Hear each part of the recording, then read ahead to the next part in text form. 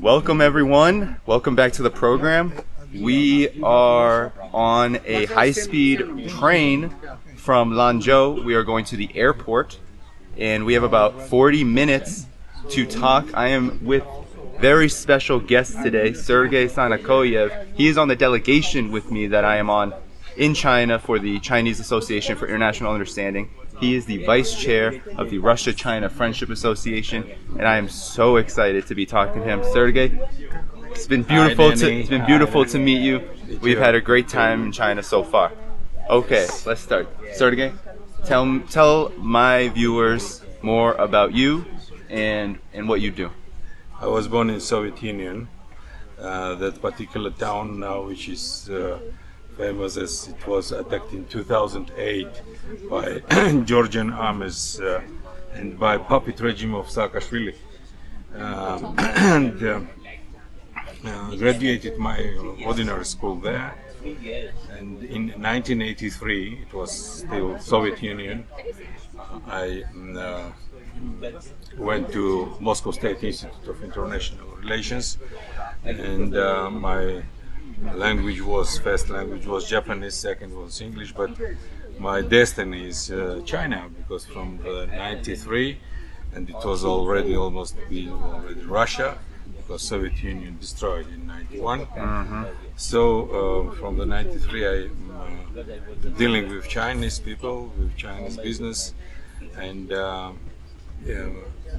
in 98 we have already created the Russian-Chinese Center for Trade and Economic Cooperation.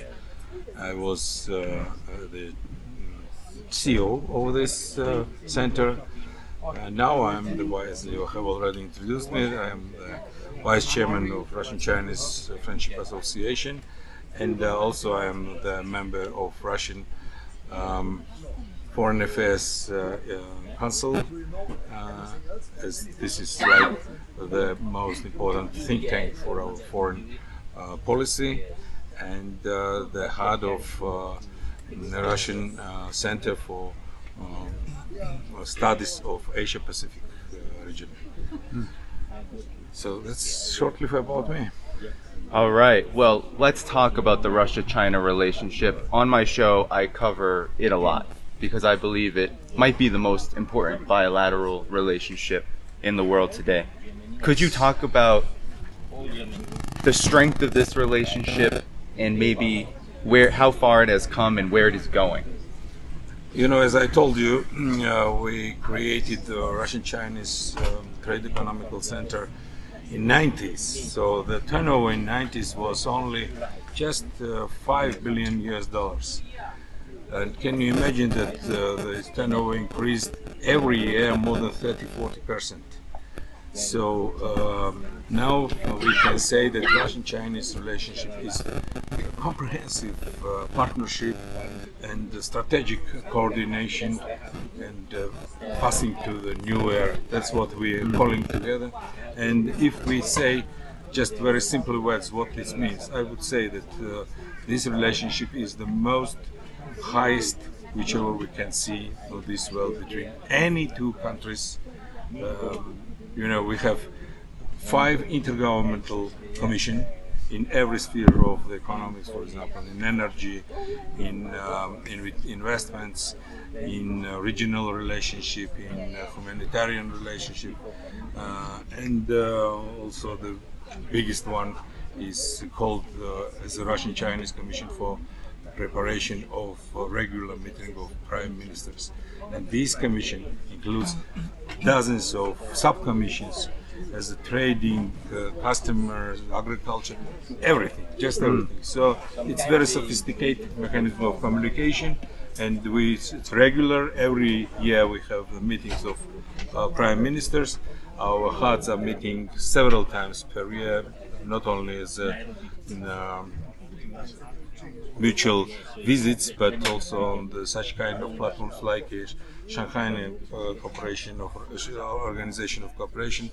You could see that it was just a few days ago was summit online, but anyway it was summit, and such as BRICS forums, BRICS summits, etc., G20, etc.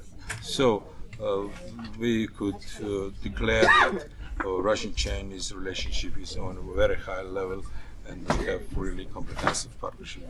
Okay, yes. Taking a brief pause as I let our worker through here. So, okay, now I want to ask you, what has changed? Because during the Soviet period, there was a split between the Soviet Union and China. Now these two countries talk about their friendship as being perhaps one of the strongest that exists in the world. Why did things change? It was just a very small period of cold relationship when it was Soviet Union, and we already forget about it because it was not systematical. It was something strange for our people and for our economies. Otherwise, we can remind that the Chinese People Republic begins from that particular very famous meeting between Stalin and Mao in 1950s in Moscow, Yes. where was signed the agreement between Soviet Union and China. And the Soviet Union constructed 156 biggest plants in China. Only 52 of them are in the northeast provinces of China. And this really became a base of that economical wonder what we can see now in China. So we had a very strong base for such a kind of relationship. And certainly we are neighbors. We have common body, one of the biggest body. It's more than 4,500 kilometers. Can you imagine? Only Russia and Kazakhstan has bigger than this. And if you know that Russia is certainly, maybe your followers doesn't know, I will tell them, Russia is the biggest country in the world, and China is the second, and the third is Canada. So if we compare these territories, I can say that Canada and China together is a little bit bigger than Russia. So if we look to the Eurasian map, we could understand that the Eurasian continent is mostly Russia and China. The huge countries, huge economic, common body, and we need only very strong cooperation to have everything, whatever we need. Russia is full of energy, full of any color metals, etc. China has now developed technologies, biggest population in the world. So our cooperation is very effective, effectively, and we can say that this is like a family. Yeah. Could you, I think those are all really great points. Could you also talk about this political moment right now? We were talking about the importance of Chinese President Xi Jinping and Vladimir Putin, Russian President Vladimir Putin's meeting that happened, I believe that was March, correct? Yes, 20th of March. The 20th of March. Could you talk about, sorry everybody. Hello everyone, hello. We got interrupted by noise. We had to be a little more quiet, and so we switched seats, and now we're sitting in the same place. But we are on a high-speed train right now going to the airport from Lanzhou. We're going to Dhaiphong, and so here we are on the high-speed rail. It's a beautiful train. But again, I am with Sergei Sanakoev, Vice Chair of the Russia-China Friendship Association. So Sergei, I wanted to ask you where we left off about the Russia-China partnership and what makes this moment different. So President Xi Jinping of China, Russian President Vladimir Putin met in March of 2023. It was considered a historic meeting. And I wanted to ask you, why in this moment have these two countries become so close, and what are the political, economic and other factors driving their relationship? Yes, you are right. On March of this year, Chairman Xi made his state visit to Russia, and as it was in 2013, the same way his first foreign visit abroad after election, and subsequently this year re-election on the post of as head of the state of China. Mr. Xi Jinping made it to Russia. And certainly it's very important to deadline what is the Russian-Chinese relationship for China and certainly for Russia. They had a meeting 20th of March in Kremlin, more than 4 hours, 4 hours and 30 minutes, tete-a-tete, just speaking only two of them. Certainly nobody knows what was all these talks about, but we could see that when Xi was leaving Kremlin, we just could hear from the news just a few words, like Mr. Xi said, that whatever we are doing now, we are changing the history, and such things hadn't happened more than 100 years. That's one. And another thing he said, I have you and you have me. That he said it in Chinese, but we can translate it like this. And that means that their friendship and our partnership is on the very highest level. By the way, we could also guess about the conversation on the results, and we could see that in a week after his visit, Minister of Defense of China,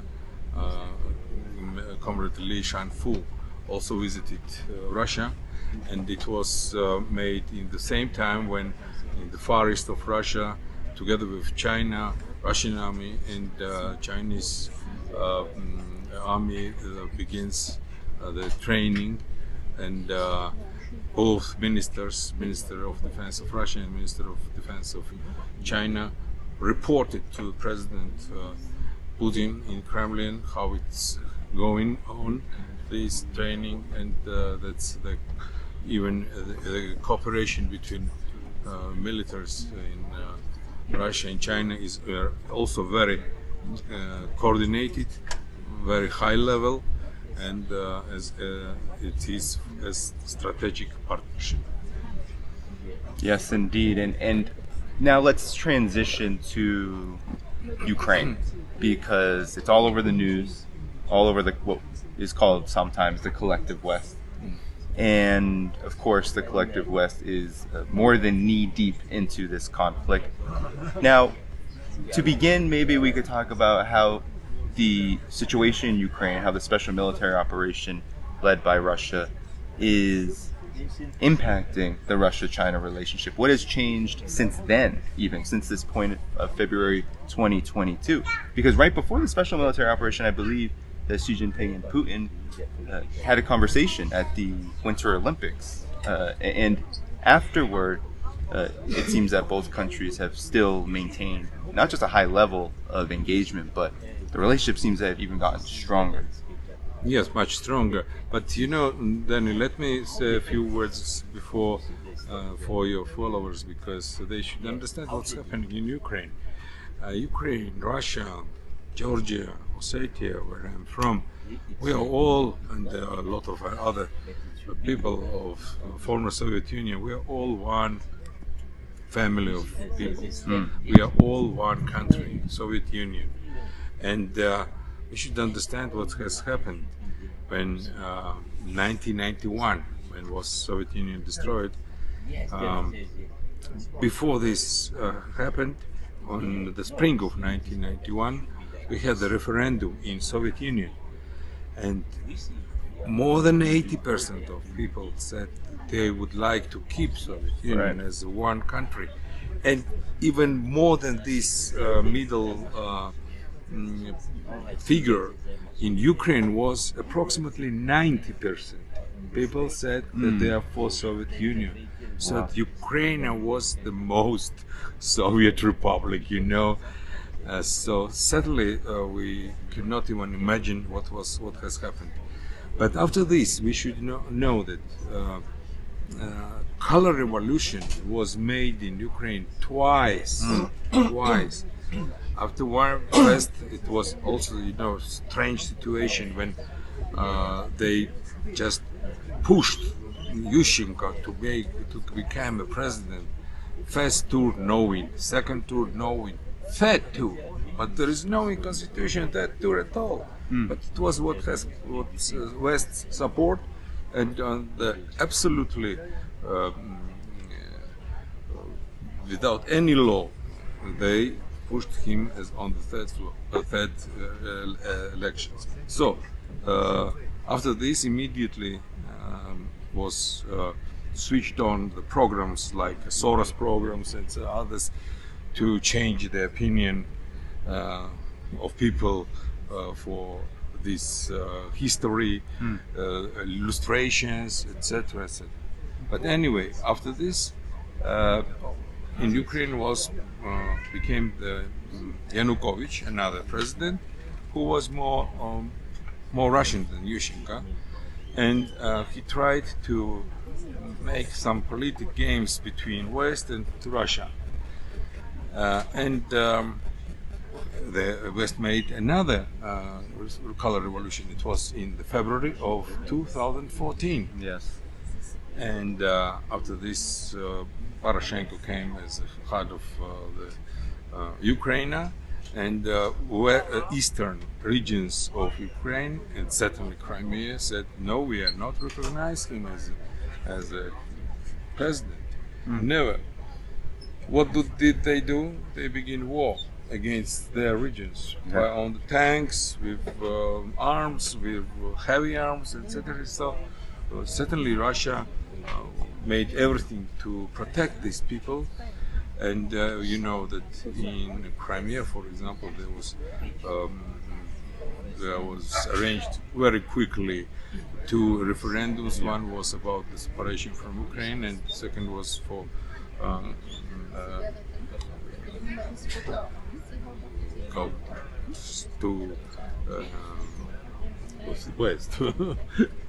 the union with Russia.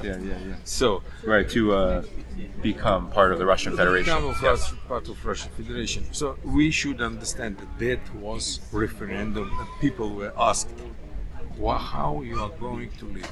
As for me, for example, Crimea certainly is ours because my grandfather is the tomb of my grandfather is there in Crimea because he was fighting for Crimea in 1942 in the Second World War, and he died there. And we visiting his cemetery every year, looking where. So certainly we understand this is our part, and all people living there, they understand that this. And in China also, maybe they don't recognize it politically, but they say, like Mr. Wang Yi, former foreign affairs minister, said, we understand and we know the history in Crimea is certainly in Russia. So Crimea, okay, but what was happened in the eastern part of Donbass? All these 8 years they have attacked and bombed Donbass every day. So a lot of thousands of people dead by this operation. It certainly couldn't be continued always. So that's why in 2021 President Putin raised these questions in the summits with President Biden. First time in June, then second time in November or December, I don't remember exactly, but anyway, nothing happened. Nothing happened at all. So after the very heavy decision, but we started the operation for demilitarization of this part of the country, not to have this dangerous situation in the Donbass, and certainly to secure ourselves, because Ukraine said that first of all they are going to participate in NATO, By the way, I don't understand NATO at all. Why it's when NATO was against socialist system and this, what was the name exactly, the states of Warszawski Agreement. Right, the socialist bloc. Yes, like socialist bloc and military bloc of the socialist bloc. So, where I understand that they The Warsaw Pact. The Yes. Warsaw Pact, yes. Warsaw Pact, absolutely right. So if there is Warsaw Pact, then it's maybe sensible that there is also NATO to make a balance. But if there is nobody's against West and against NATO, why you keep this NATO? Why you keep this military organization? Who is the enemy for this NATO? And Ukraine is, and it was always from '97. It make wider and wider to the east, to the borders of Russia. And now they say that let's also join Ukraine. And second, that Ukraine said we would like to change our opinion, which was, as I remember, in '96 was in the agreement that Ukraine is not nuclear country, and they are ready to continue their program. These two things is impossible for Russia. Yeah. Absolutely. So that's why there was this operation held. So China is certainly keeping more as possible, much as possible, neutrality to be an arbiter. But Chinese people understand whatever happened. You can imagine, for example, when we started export after this operation to Chinese market, the Chinese meme in the blogs where every sweet which you buy from Russia is the bullet to Nazis. So China supports us. I mean, not in the political level maybe, but on the level of people, relationship, people to people. They like Russia, they like whatever we do and understand us very well. And China made a very important decision not to go along with the sanctions on Russia and to actually increase trade and investment and economic cooperation with Russia over this time. Sanctions. What are these sanctions? Sanctions were against Soviet Union. Sanctions were against Iran, Northern Korea. By the way, against China. From beginning from 1989, when was the events in Tiananmen Square. U.S. made sanctions against a lot of Chinese companies, and the reason always are different. You know, maybe they say that for example, we have sanctions against China because there was some situation with students, with private law, with rights of human rights, etc. But really, the real reason for sanction is competition, economical competition. Yeah. So China knows it very well, and that's why China is always against sanctions. Always. At this particular time, we understand that when West say that not only the sanctions against Russia, but secondary sanctions to any country who will deal with Russia, that means the West is isolated themselves. Because the world is big, much bigger than the West. Can you imagine the countries of BRICS, even now, are bigger, I mean economically bigger than G7 already. But you know what the big line is to get into this union from more than 30 countries would like to join us. So the Global South, Latin America, Africa, and etc., etc., a lot of countries, I think more than 75 or maybe 80% of population of the world, and territories and states against of such kind of sanctions, and not only sanctions but also against hegemonism of USA, and that is the reason why now this country make union, and we are meeting each other in China, and we understand each other. We are talking to each other. We shouldn't stop. We should stop this hegemonism and make cooperation. And the world should be multipolar. If the world will be multipolar, it will be more free, more secured, more fair, and certainly more democratic.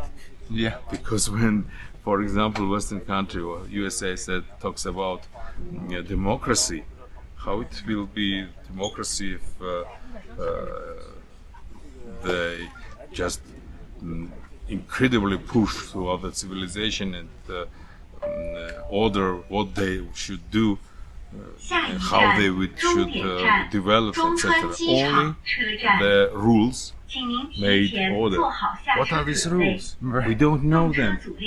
We don't know what the rules, because It's whatever the U.S. says they are. Humanity, for all the history, made some law, some international law, and keep them even after Second World War, the most important period to have peace.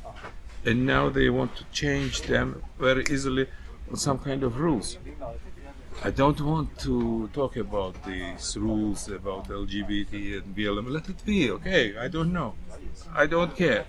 But it might be the rules for everybody. The other civilizations live another way.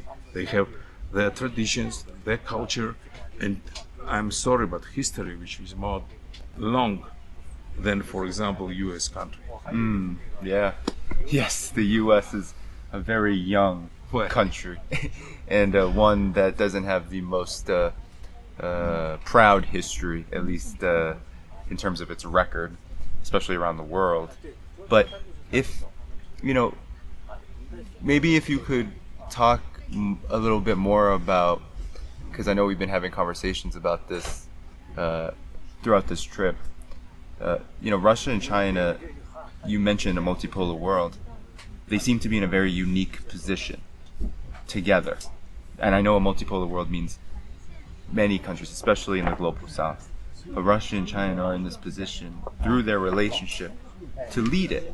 Why is that? Why is it that this relationship is seen in so many places around the world as such an inspiration for this multipolar world? Because, as you mentioned, China didn't go along with the sanctions, but really the majority of the world didn't go along with the sanctions against Russia. Those countries that you mentioned, Asia, Africa, and Latin America, they seem to be getting closer with Russia and closer with China. So talk about why in this moment Russia and China are getting stronger together. I have my own opinion about it, and I think that the most important of this is the system which we have. Certainly in former Russia, in Soviet Union, and Chinese communists take all the best solutions from this system, and the most important of this socialist system is that the power and the authorities and the economical system is for people, first of all, but not for separate groups or oligarchs. Chinese communists say the most important phrase for them, and what they are following very much. Wei Zhen Min Fu, that means that nothing is more important than to serve people. Russia changed a little bit, because from the 91 it was mostly under Western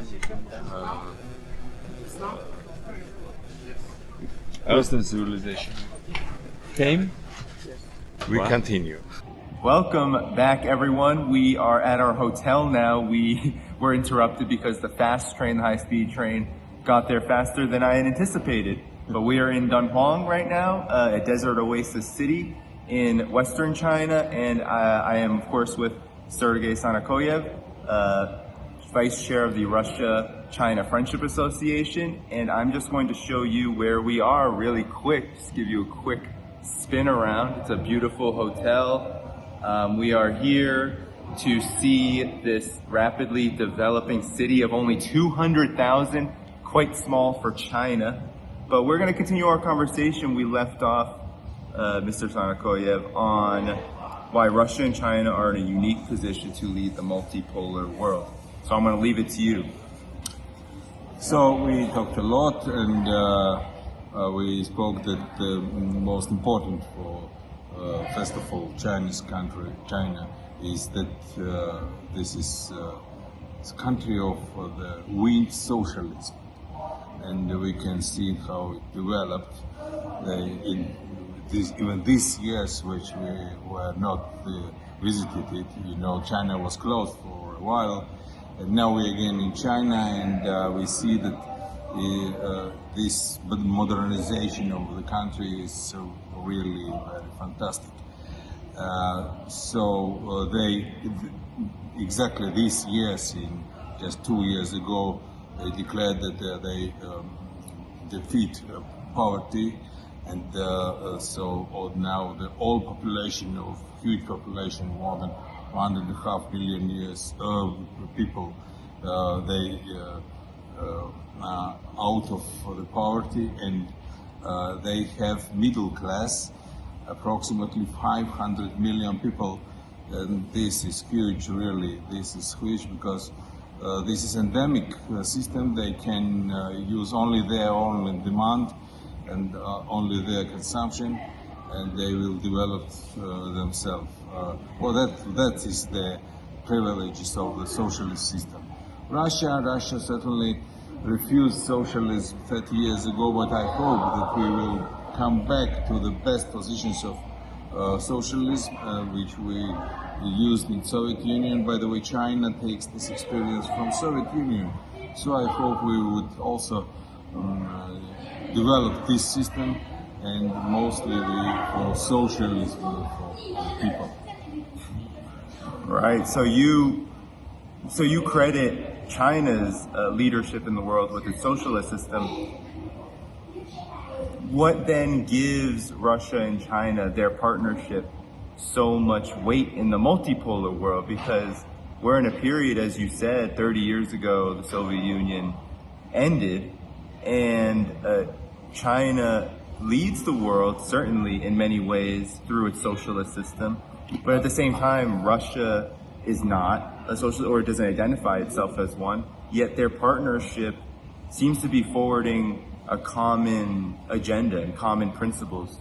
Maybe we could end there. What are those, and why are these two countries able to come together in such a close way?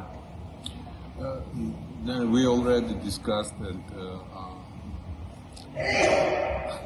about the Russian-Chinese relationship, and how it was turnover increased, etc. So now I can say that we have very intensive friendship relationship, and we are very wide P2P communications providing.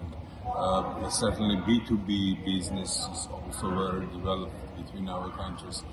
And so now we can say that we are showing to the whole world how a serious country should develop the relationship between each other, and without confrontation, just on the base of friendship. Yes. And that's what the global South and other countries like, because they have the model of this relationship, and they like to do the same. That's why we have this process of when a lot of countries are staying to the line to get into BRICS and SCO countries. And that means that we are constructing multipolar system. We are not insist that we should develop only socialism or only some kind of what we have now in Russia. We say that all civilizations has their own way, and we should respect them, all of them. And our conference, which we are held, me and you, I think these days showed exactly that there is way of it. We can do it together, all together. So that I think is why Russia and China is as example how to do it.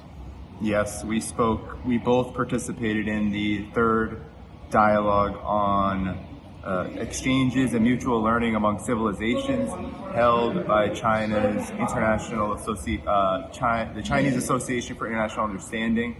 And I think your point is well taken. The partnership between Russia and China is built on friendship. And last comment, my hope, my inspiration I take from this partnership is that it is absent of war and it's absent of aggression. Because in my country, the United States, the leadership on all sides, political leadership, is committed to endless war. Russia and China seem to be paving a different path. Yes, I agree absolutely. I think even U.S., if they refuse and abandon the hegemonies or the role of gendarme all over the world, it would be even better for the people of USA and tell me about it, and for everybody, and the world will be much better. Yes, well, all right, Sergey, this was a great conversation. Appreciate all your time. So, very much.